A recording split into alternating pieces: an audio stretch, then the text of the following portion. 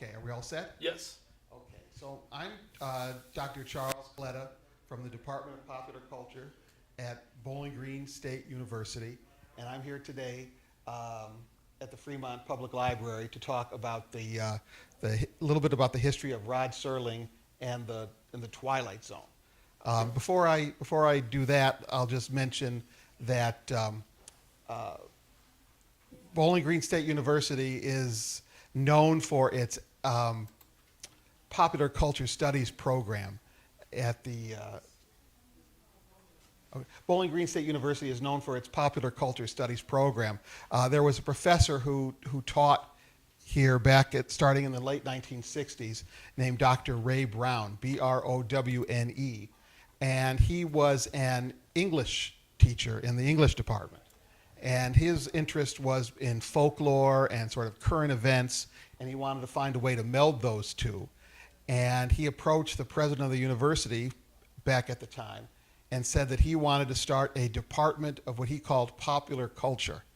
If you've ever heard anybody use the term pop culture in the last several decades, it's largely because of Dr. Brown. The term pop culture had existed before him, but he was the one who helped popularize it. And basically how he defined pop culture, and we define it at the department today, is the culture of everyday life. Why don't we study the books that people are reading for their own enjoyment, not just Shakespeare, not just the books that are on the top 10 list of the New York Times, for example. Dr. Brown wanted to study amusement parks and music, popular music, and comic books, and fairy tales, and you name it. Popular culture encompasses just about anything. And just a little over 50 years ago now, he started the Brown, which is now called the Brown Popular Culture Library, over on our main campus, which is one of the great treasure troves of academia. They have one of the largest comic book collections. They collect things like TV Guide, the National Enquirer, Soap Opera Digest. They collect literally thousands and thousands and thousands of greeting cards, movie posters, TV and movie scripts. They collect things like board games and action figures, you name it, and they have it. And what Dr. Brown wanted to do was, what are people doing in their free time, in their non-work time, to pass the time in the world that we live in. That's worthy of study too. And his idea was that if you think about it, people like William Shakespeare were writing popular culture. Shakespeare was writing for the average people. Charles Dickens, we often think of him as sort of high literature now, but people used to literally stand on the docks at the port in New York as the new chapters of his books were coming in and published in magazines to see if characters lived or died. So that is all popular culture. And he also started what is now known as the Sound Recording Archives at BGSU, which has literally thousands and thousands of pieces of music and sound recording from every genre. And it's all free and open to the public for people to use and come and look at any time. It's a non-circulating archive, so the items don't leave the library, but you're welcome to look at anything that they have. And so what we're going to be talking about today is one of the most famous names in 20th century popular culture, and that's Rod Serling and his creation, The Twilight Zone. 2024 is the 100th anniversary of the birth of Rod Serling. It's also it's also the 50th anniversary of his death. He was only 50 years old when he passed away. But we'll talk a little bit about his legacy and his achievement in terms of television and beyond. So let me see if I can work this clicker here. Let's see here. Let's see if this will work.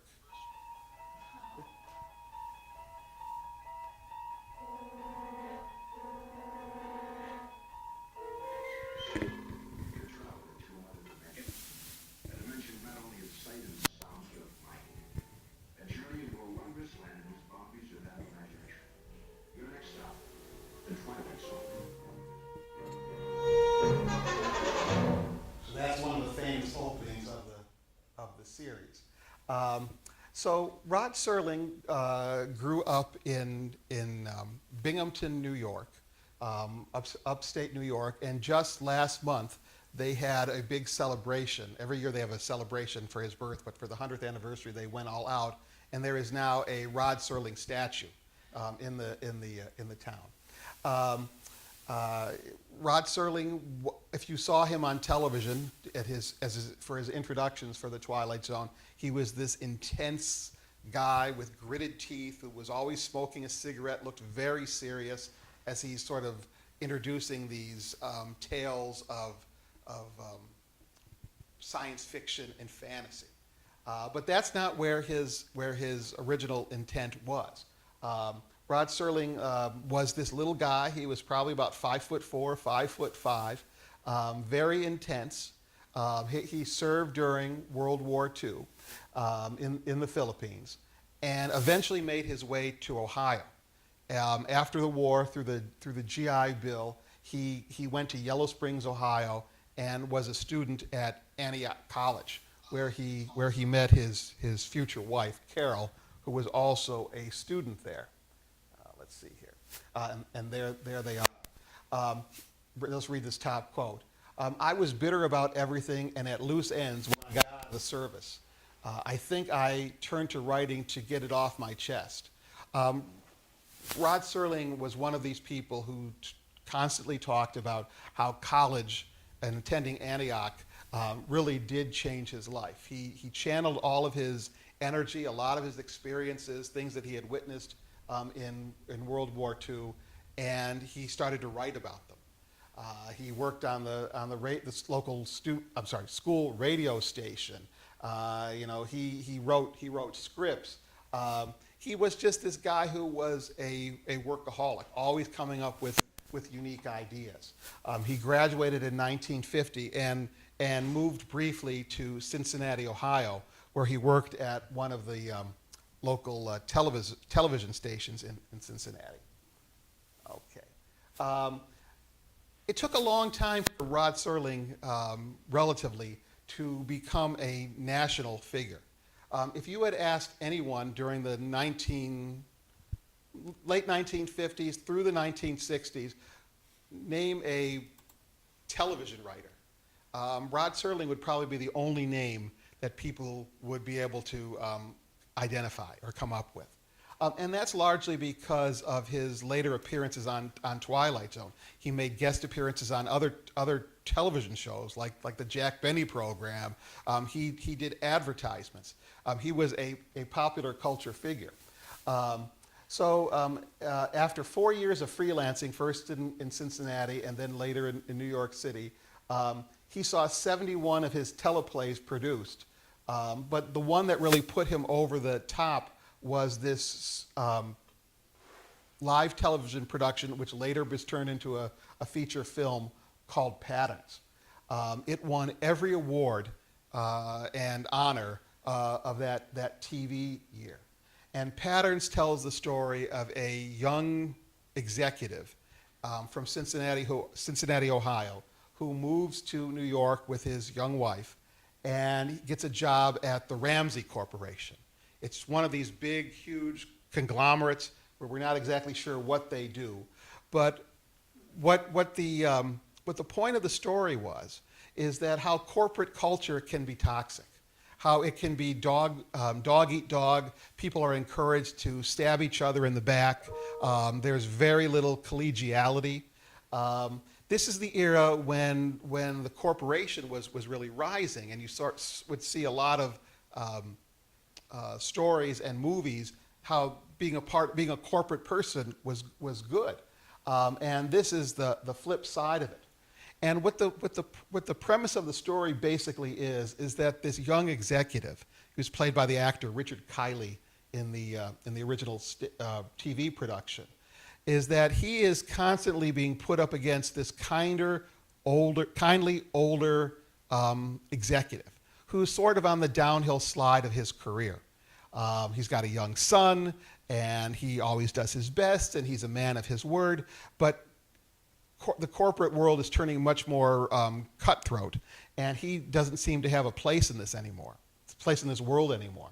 The sort of evil president of the corporation is constantly pitting these two men against each other, the kindly old man and the sort of up-and-comer, until finally, through all the pressure and sort of the intensity of some of these situations in the boardroom, all this takes place basically in boardrooms, the older gentleman dies of a heart attack. And the young executive goes into the corporate corporation's president's office, and is basically going to tell him off. I'm going to leave here. This is not the place for me. I'm going to go back to Ohio. And over the course of their discussion, the president of the company convinces him to stay. And if he thinks that he has what it takes to knock him off the top of the ledge, top of the perch, that he should do it. And he does. There is sort of no happy ending there. He's sort of given up all of his ideals. He wants to do things better, but he sees that if you want to rise in this corporation and you want to sort of get to the top in your industry, you really have to be a corporate shark. And this just gained huge accolades.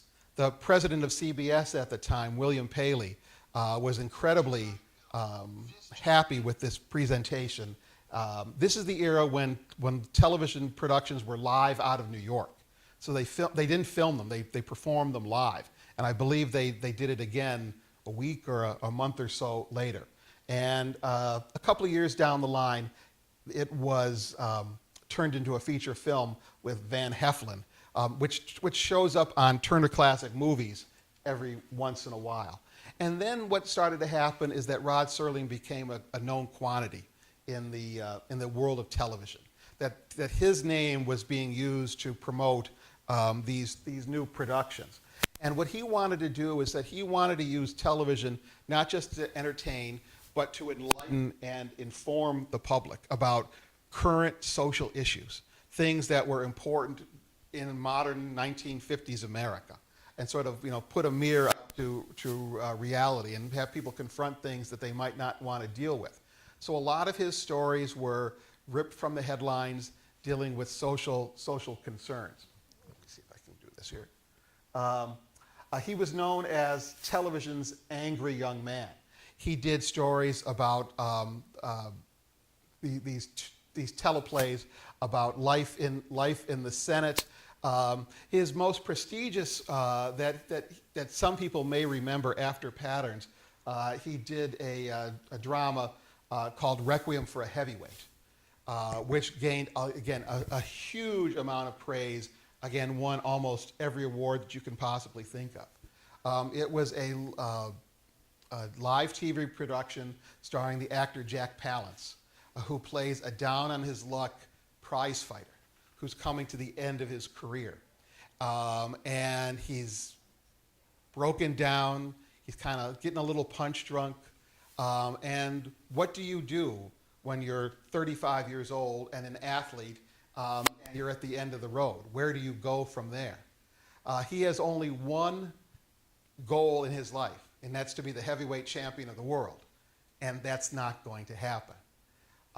And eventually what happens over the course of the story is that he is encouraged to go visit a social worker. They try and find him a new job. His manager in the prize fighting world, your career as a boxer is over. Maybe we can turn you into a wrestler, which he finds incredibly demeaning. The story ends with a very small little bit of hope. Maybe he will get a career. Maybe he will find some job in the real world. But we don't know where it's going to be. He's sitting there talking to the social worker, and maybe something will happen, but probably it won't. It was sort of like Death of a Salesman. It was sort of a tragedy of the common person, not someone from a great height, a king, a president, a powerful person. This was a relatively insignificant person, and looking at the tragedy of his life. This was also turned into a feature film with Anthony Quinn, They even did a version in um, England, I believe for the BBC, where a very young Sean Connery played the boxer. After that, he started to be a little bit more daring in his subject matter. And the one that got a lot of attention on the slide there from 1958 is A Town Has Turned to Dust, which starred, I believe, William Shatner starred in that. And it was supposed to be the story, a fictionalized version of the Emmett Till murder case, where a young African-American boy who was about 13, 14 years old was murdered for supposedly whistling at a white woman down in Mississippi.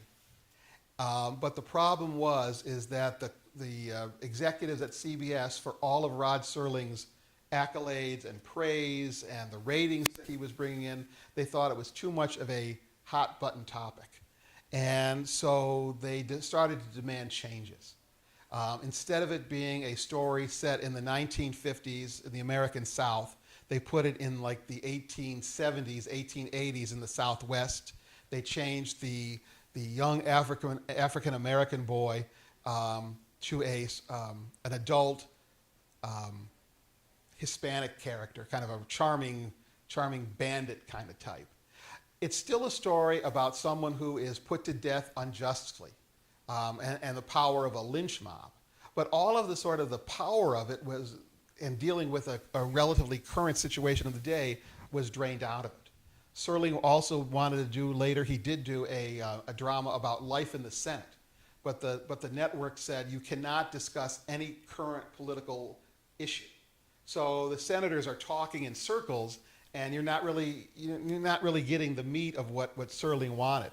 And so that's why he became television's angry young man, because he had all these ideas and issues he wanted to deal with, but the networks kept saying, no, we don't want to do that. There was another drama that he did, one of the last live TV dramas in late 1959, early 1960, which was about the Holocaust. And it starred a very young Robert Redford as the Nazi and Charles Lawton.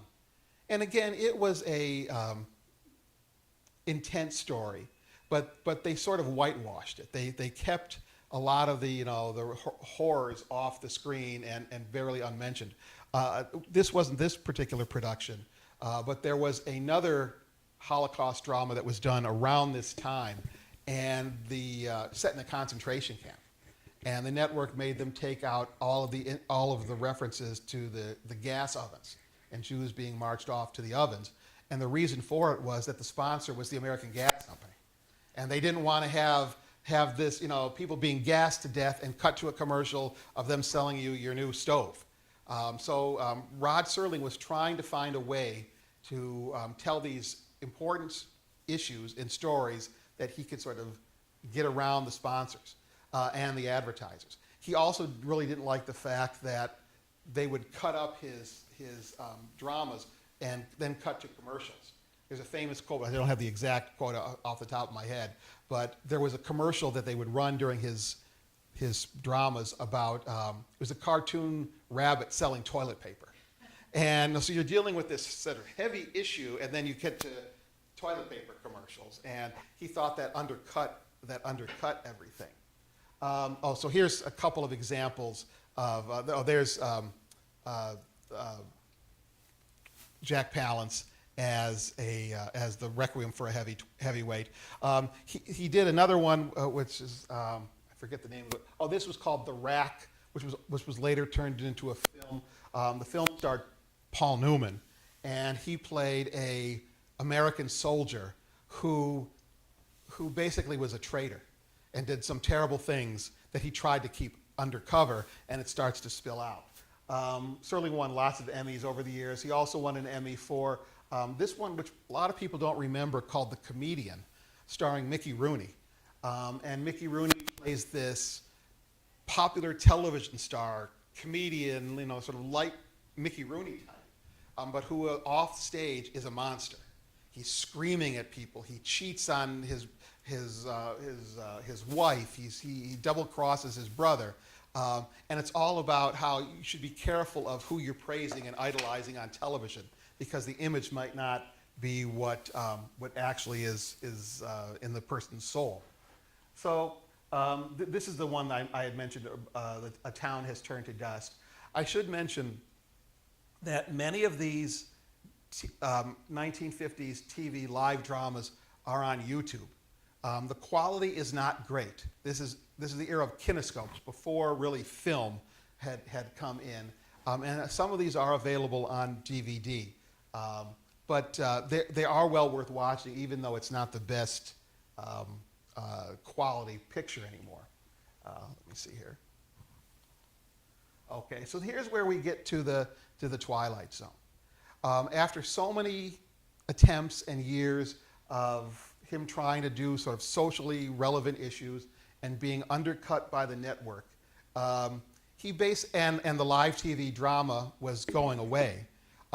They were incredibly prestigious and critically praised and won lots of awards, but shows like Playhouse 90, Omnibus, U.S. Steel Hour, these sort of high-class shows, which featured up-and-coming directors and actors in New York, because that's where most of these shows were taped. Those were being replaced by sitcoms and game shows and doctor shows, which were more popular with the public. His shows were praised, but they did not get the biggest ratings. So what Serling decided to do is, I have to find a way to tell my stories in a manner that the public will accept. And so what he decided to do was go towards science fiction and fantasy. There's a famous interview that he did at the time, or just before the Twilight Zone started, in 1959. The Twilight Zone aired from 1959 to 1964, where he sits down with Mike Wallace, the journalist later of 60 Minutes. And Wallace says, I hear that you're giving up writing anything important for television. And he says, yes. Yes, I'm going to sort of concentrate on sort of mainstream fare. But that really was a lie. What he was doing is he was finding a way to tell stories about racism and anti-Semitism and whatever the issue of the moment happened to be, but in a fantasy setting. So you couldn't do a story about race relations between whites and blacks, but you could do a story about people from Venus versus Martians. That kind of a thing. And so he came up with this anthology drama called the Twilight Zone. The Twilight Zone is still incredibly popular. They still run marathons on television. They have brought it back several times over the decades. But basically, it was what you would call an anthology drama. An anthology drama is every week, or an anthology series is every week there is a different cast and a different setting. So you never knew what you were going to get when you tuned into the Twilight Zone. Rod Serling would be there introducing it, but the stories might be set in outer space, they might be set in the past, in the Old West, they might be set on a different planet, they might be set in contemporary times. This drew a lot of big names at the time who wanted to work with Serling, and it only took them about a week or so of work to show up, do their thing, and they didn't have to commit to a regular series. So here we go. Okay. So someone once called him the Euripides of television. This person who would sort of spin these tales. And what's interesting about the Twilight Zone, I mentioned here, many of the episodes use science fiction conventions to speak to contemporary issues such as racism, cultural conformity, and there's a lot of Cold War paranoia running through the series. Each episode was self-contained. They introduced a situation and resolved it by the end of the episode. And so next week you would tune in, and there would be another plot. The thing that's really interesting about the original run of the Twilight Zone is the almost complete creative control that Serling had, which very few people had in television then or even now. Of the 92, he wrote 92 of the 156 episodes himself. of the original run. And the remainder of those, I can't do the math here, were done by 3 or 4 writers who kind of picked up the slack. Um, some people have criticized the stories today, and even back then, as being overly preachy and moralizing and a little too didactic, where he's going to sit there and teach you a lesson. But I think they're done in such an entertaining way that you can overlook that. You know, not that you're going to miss the message, but it's like spoonful of sugar kind of a thing. Here we go. The place is here, the time is now, he intoned, as he ushered viewers into a new reality and dimension. In 1955, he said, TV drama relied on close-up shots, facial studies, carefully chosen words. It won't take stark villainy or lily-white heroism. He was trying to find ways to use the medium of television. This is the era of black and white. They didn't have, a lot of money at the time to put some of these shows together. And so oftentimes they, like in the live TV days, they relied on close-ups and they relied on acting and they relied on the actors getting the stories across. And very soon thereafter, there was some Twilight Zone merchandise, and there's still some today in comic books and other formats. Here we go. And so I thought that we'd just talk a little bit about some of the more famous episodes of the time to get what he was trying to say. Time Enough at Last is my personal favorite episode of the series. And when I teach my television history course at BGSU, I always show this particular episode. And invariably, someone will gasp in class at the last scene. Burgess Meredith, the actor, plays Henry Bemis, who is this bookish, henpecked bank teller. And all he wants to do is read. His boss discourages him. His wife is kind of this shrew who will, he has a book of modern poetry and she scribbles all over it so he can't read it. He just wants to read. That's all he wants to do. And one day he sort of wanders into the Twilight Zone. During his lunch hour, he works at the bank. During his lunch hour, he climbs into the vault to read. And there is a nuclear attack. And when he comes out of the vault, he is basically the last man on Earth. Everybody he knows is dead. Every place that he's been, his home, his wife, the bank, is totally destroyed. And again, this all happens in 25 minutes in the series, in the episode. And he's starting to struggle with the loneliness and how is he going to live and how is he going to survive. After sort of wandering around this desolate landscape for a good part of the episode, he finds a abandoned or old sporting goods store, and he picks up a pistol and decides to commit suicide. And he says, "Well, God will forgive me for this. There's no way. I can't go on." And just as he puts the gun to his head, he looks over, and there's the library. And now he has time enough at last to do all the reading that he wants. He's able to stack up the books, and there's the books that he's going to read next year, and this year, and the year after that, and the year after that, and the year after that. And so he's going to live the remainder of his life, alone, but happy with his books. Unfortunately, he bends down to pick up a book that has fallen, and when he looks down, his glasses fall off his face and shatter. And he can't. His vision is so bad that he can't read. And the episode ends with him saying, "That's not fair. I had all the time now, and sort of be careful what you wish for." This is an unusual episode of the series in the sense that one of the good characters, one of the good people, doesn't win, doesn't triumph, doesn't have a happy ending. Usually the villains were punished in these episodes.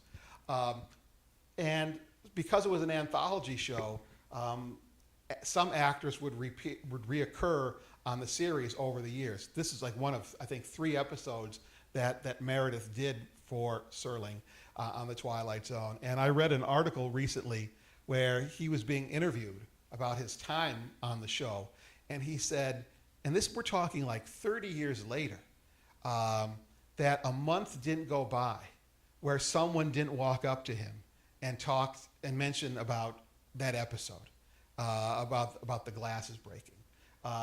It has been referred to in books, in other movies, on shows like The Simpsons or Family Guy. It's just one of those sort of cultural markers. Let's see here. This is one of the other more famous ones that was also redone a couple of times, starring William Shatner, Nightmare at 20,000 Feet. And one of the things that I like about the series is that you get to see some actors on their way up. And Shatner was a relatively sort of well-known television actor, but he wasn't Captain Kirk. This is years before Star Trek. And he plays this man who was recently released from a mental institution. And he was seeing things, and he was somewhat delusional, but he seems to be okay now. And so he gets on a plane, and they're sending him home. And it's this kind of a dark and stormy night. And when he looks out the window, he sees this little creature, like a gremlin, tearing at the wings. And nobody will believe him. Every time he has someone look out, look out the window. Did you see what I saw? They look and they don't see anything. And he ends up, falling back into his mental illness. This episode was a whole episode of The Simpsons based on this. They made a Twilight Zone film in the 1980s, and they did the story again, but this time with John Lithgow. This is one of those episodes that is always mentioned in the people's top favorites of the series. Now, this is the Monsters Are Due on Maple Street. Again, an episode that really sort of captures the tone and the purpose of the Twilight Zone. I actually remember reading this when I was in junior high school. We read this as part of our English textbook. We read it in sort of a play format. And this shows you how an episode could be watched or understood on multiple levels. So The Monsters Are Due on Maple Street is about a quiet suburban town. And they're focusing on the people who live on Maple Street. And everybody's all American, and everybody's very nice and very pleasant. And then something starts to happen. Something happens which causes them to all turn on each other. What happens is all of the power goes out. It's not just that they lose their electricity. The cars don't work. The phones don't work. The motors don't work on their lawnmowers. Everything stops. And what's the cause of this? Who's responsible for this? And eventually, what happens is, as their frustration and anger and fear grows, they start to turn on each other. They pick a scapegoat. You're the reason for this. You did this. And by the end of the episode, we're talking again all of about a half-hour episode. These people who were just normal American suburbanites are chasing each other and hitting each other with bricks and bats, and it's utter chaos. The last scene of the episode is we pull back, and we find out what the real cause of all this violence and destruction is. It's that some aliens in a spaceship have done this as an experiment to see what will happen if we turn off their machines and their power, and the humans reveal themselves to be what they really are, right? They are the monsters on Maple Street. And basically, and I don't remember if this is one that Serling wrote himself off the top of my head, but basically what this is a commentary on McCarthyism and paranoia. And be careful who you're talking to, and you're not sure if you should trust that person. And they might seem like they're all right, but you never know, and how quickly people who were once good friends can become bitter enemies. This is another one that people often mention about. Twilight Zone was known for its twist endings. You talk to people who have seen a lot of old television, this episode will often come up, To Serve Man.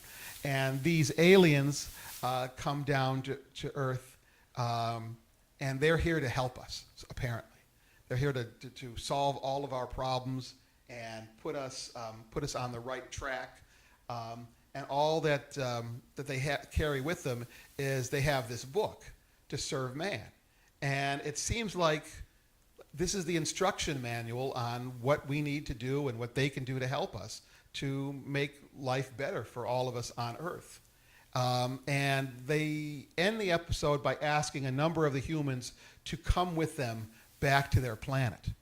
And what some people don't notice, once you've seen it, you can't miss it, is that people are being weighed before they go onto the spaceship. And this lady rushes in, who has been somewhat distrustful of these aliens, and she realizes that To Serve Man is a cookbook, and they're going to cook us and eat us. And again, that I don't know if there's any more moral to that, but it's sort of don't be a little bit wary. Again, that has been repeated and referenced many times in popular culture. This is another one that gets a lot of attention and references in sort of academic studies and looks at the series, The Eye of the Beholder.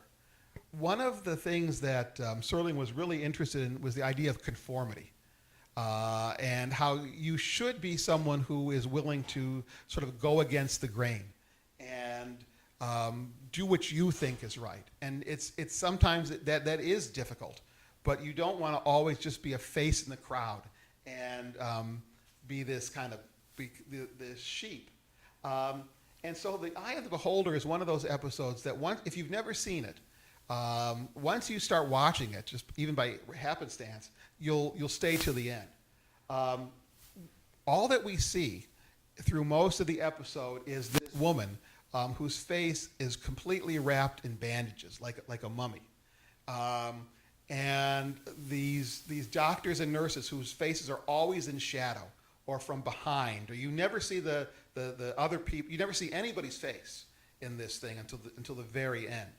And you come to realize is that she has been operated on. They have done some extensive plastic surgery on her, and if it's revealed that the plastic surgery didn't take, if she's too ugly or too hideous to be among the regular normal people, she's going to be sent away to this island or somewhere. And at the end of the episode, they start to unwrap her bandages, and the actress is revealed to be the actress Donna Douglas, who was on the Beverly Hillbillies years later. And she's this beautiful, blonde, attractive woman.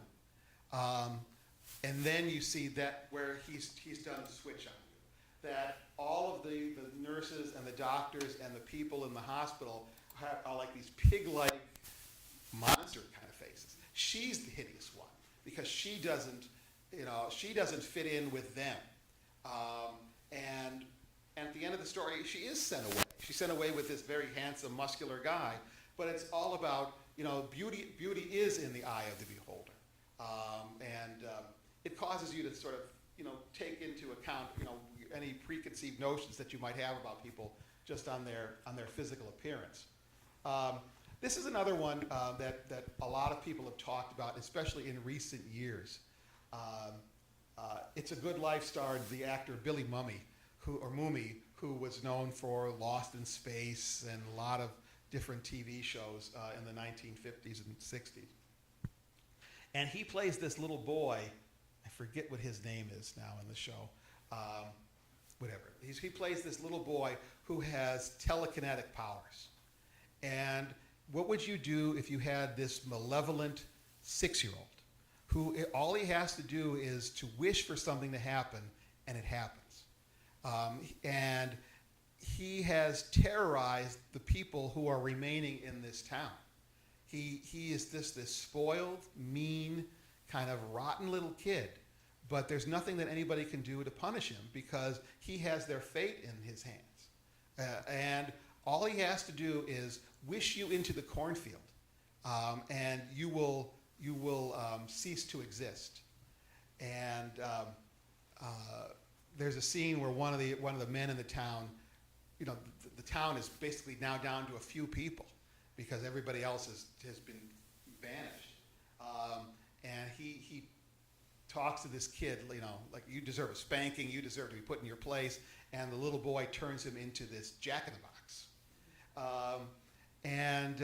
Again, there's really no happy ending to this. It's all about what the power of a totalitarian who has ultimate control over people's lives. But the twist here is that it's a boy.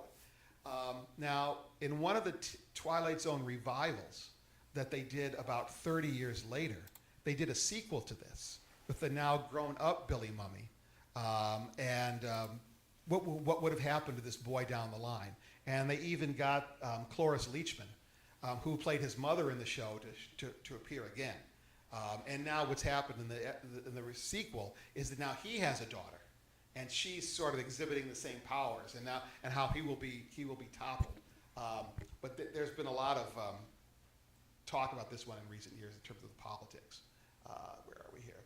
Now this is the episode that Serling scholars, and I think Serling himself often said, was the episode that was most personal to him, that really reflected what he thought about, and one of his own personal concerns.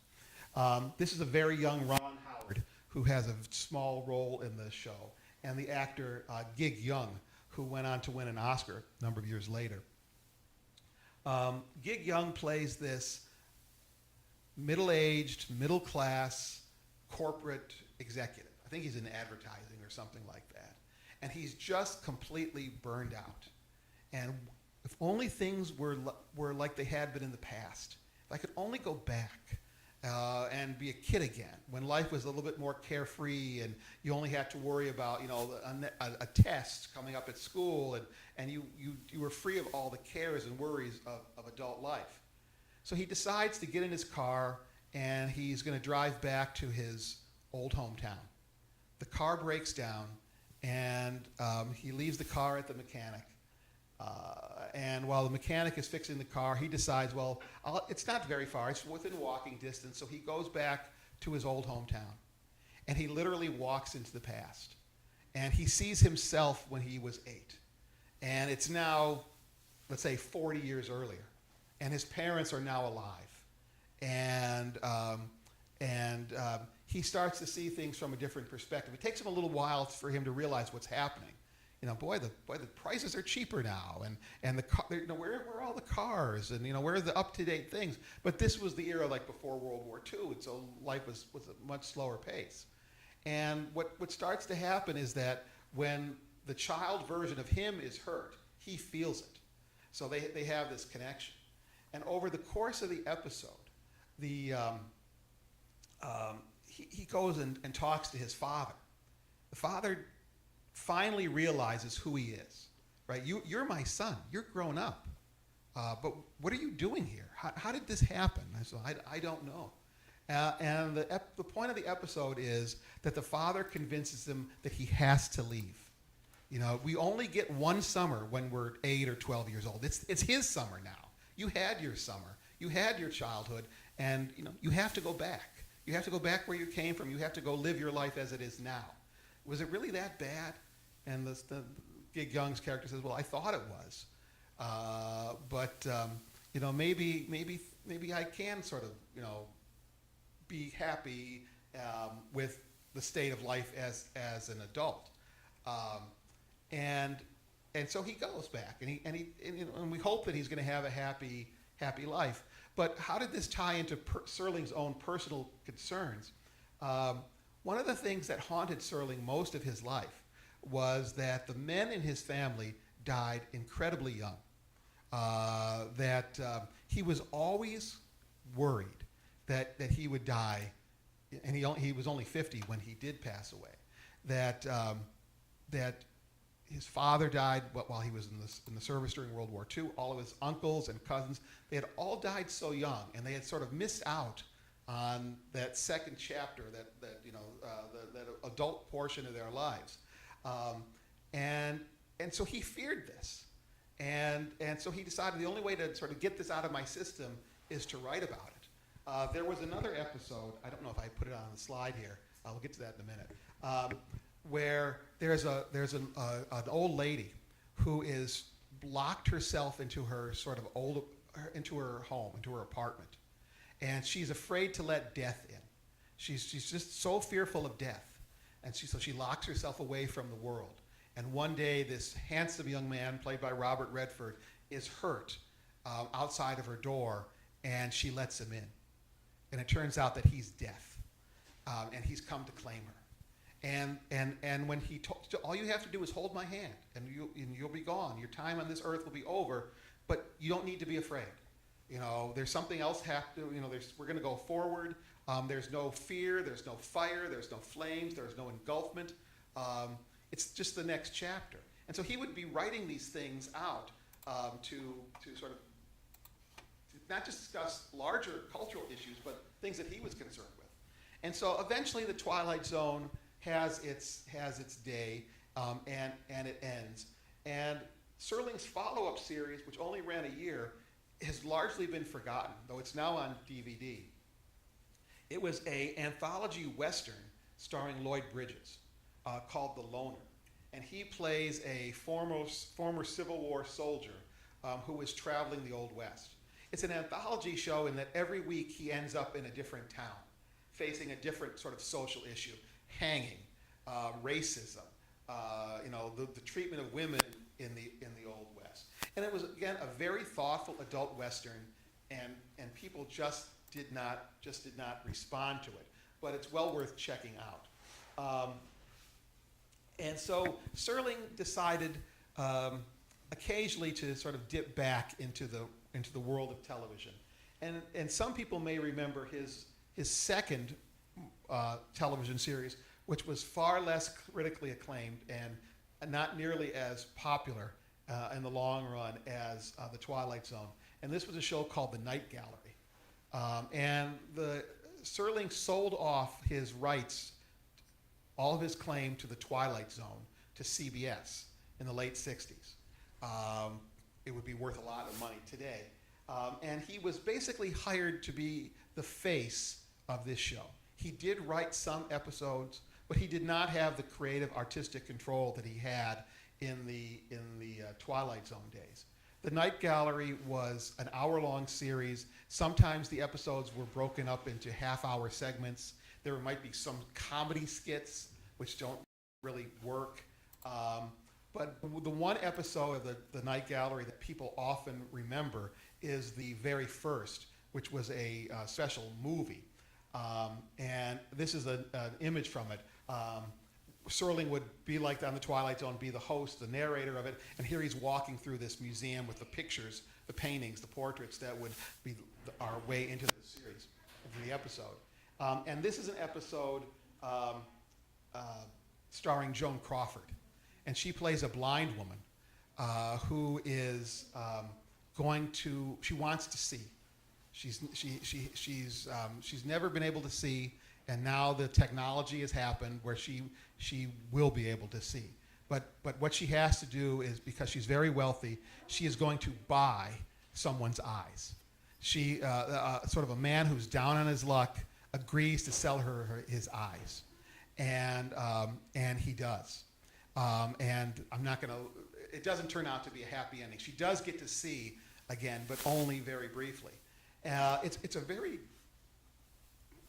harrowing episode to watch. And the reason I mainly bring it up, and people often talk about it, that episode was directed by a new up-and-coming director at the time at Universal named Steven Spielberg.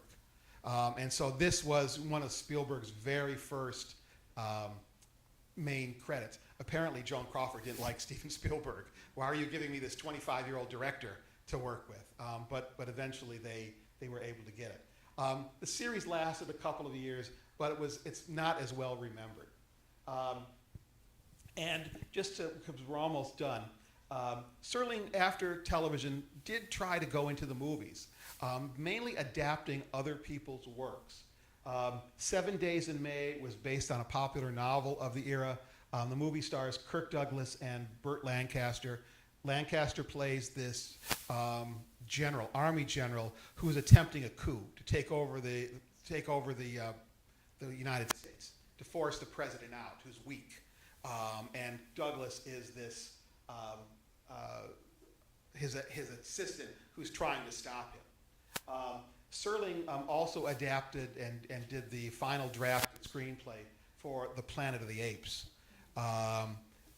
His most significant contribution to that is the famous ending shot with the Statue of Liberty, when you find out that the Planet of the Apes has been Earth all along. That was not in the novel, and so he added that famous twist ending. And this is the last work for television that he really did on his own, starring just the recently passed away James Earl Jones in 1972. This TV movie called The Man. It's the story of the first African American president. What happens is that the president of the United States is killed in an accident, and the vice president doesn't assume the role because he's too old and too sick, and so he has to step aside. And so the next person in line is like the person that they never thought would be the president of the United States. It's this African American guy played by James Earl Jones, a government official, and it's trying to deal with the racism of the era. You know, this was done just a couple of years after the death of Martin Luther King, and there's a famous line when some of the Southern senators, are complaining. They're in the same party as Jones's character, but the White House isn't quite as white as we'd like it to be. And so for 1972, this is 20 plus years before anybody heard of Barack Obama, that he was always sort of forward thinking.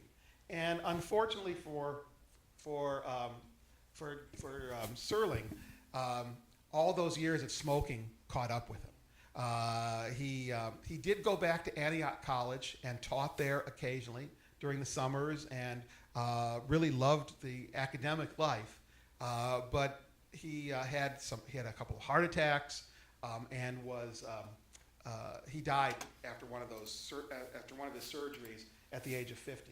But that wasn't the end of the Twilight Zone. It's been rebooted a number of times. In the 1980s, CBS brought it back with people like Wes Craven, the director, doing the Twilight Zone. There's a Twilight Zone movie, which became very controversial in the 1980s, it's an anthology movie directed by Joe Dante and Steven Spielberg and John Landis. People remember that one because of the terrible crash and accident that happened. They're filming a sequence where a bigot is transported back to Vietnam.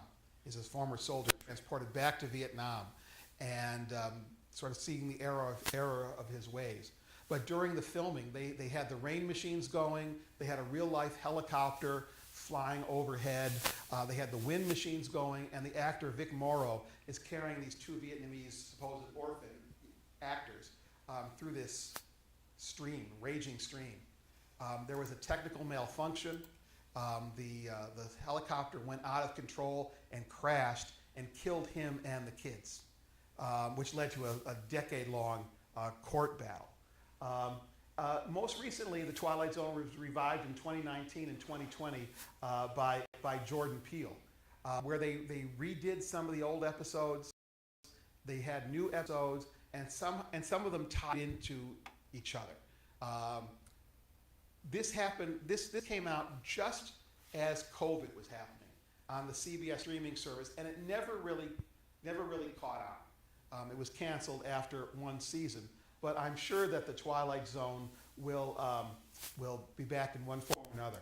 And so just to wrap this up, Be ashamed to die until you have won some victory for humanity is the motto of Rod Serling's alma mater at Antioch College, and was spoken by its first president, Horace Mann, at the college's first commencement. And that, I think, is a sort of a pretty good summation of Serling's legacy. He entertained us, but he also encouraged us to think beyond, the next commercial for toilet paper. So thank you for your time, and I appreciate you coming to listen. Thank you. Thank you.